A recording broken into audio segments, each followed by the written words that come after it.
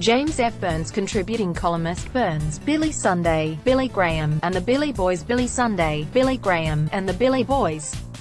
The first two Billys were evangelists, Graham well known, Sunday less so. But who were the Billy Boys? They were followers, admirers, virtually worshippers of good King Billy, King William III, whose victory over a Catholic king in 1690 kept the British Isles under a Protestant monarchy. This was particularly important to Scottish lowlanders who had settled the north of Ireland in the 1600s but remained a minority on the island of Ireland. Descendants of these Ulster Scots flocked to America in the 1700s and became the progenitors of 8, some say more, American presidents. Known as the Scots-Irish or Scotch-Irish, the northern branch actually organized the first St. Patrick's Day parade in 1737, but the holiday and parade became Irish Catholic due to later immigration patterns. Meanwhile, the southern branch of Billy Boys who resided in rural hill country were dubbed hillbillies, and gave us moonshine and good music. Billy Graham was Scotch-Irish, the 30 most common Scots-Irish names including Graham, Bell, Bailey, Hamilton, Wallace, Boyd, Burns, Marshall, but only one MC name, MacDonald. Whereas Billy Graham grew up in the Bible Belt heart of Scotch-Irish ancestry in North Carolina, Billy Sunday grew up in Iowa and was at best only a tad Scotch-Irish. But in some sense Billy Sunday transcended ethnic identity.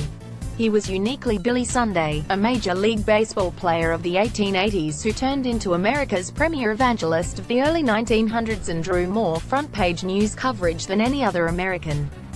Billy was box office. Initially preaching in small towns of his native Iowa, Billy Sunday brought baseball slides, a homespun speaking style, and an evangelical message to the stage of the town halls or churches where he was preaching. When the crowds grew bigger, he preached in a tent. When a strong wind blew down his tent, he started having towns build a wooden tabernacle for him in advance of his appearance, one often lasting 3 weeks and allowing Billy to preach to well over 100,000 people. The money flowed in and the converts flowed out.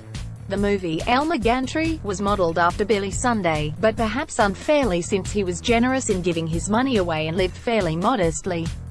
But if a heckler mentioned money during one of his revival sermons, Billy would immediately challenge the heckler to come up on stage, adding, "But you better get your picture taken first because your wife won't know you when I'm through with you." Billy was quick of foot as well as quick of mind. He skipped the minors and went straight to the majors, the Chicago White Sox, because of his speed, guts, and agility. He was the first player to run the bases in 14 seconds. But he slowed down one day to hear a gospel message in Chicago and ultimately left baseball for the traveling pulpit. Billy Sunday, with his business manager wife's help, set the pattern for Billy Graham crusades in the sense that they were organized in advance and employed staff members, advance prayer meetings, training of choir singers, and endless detail to get people in the gate and the gospel in their hearts.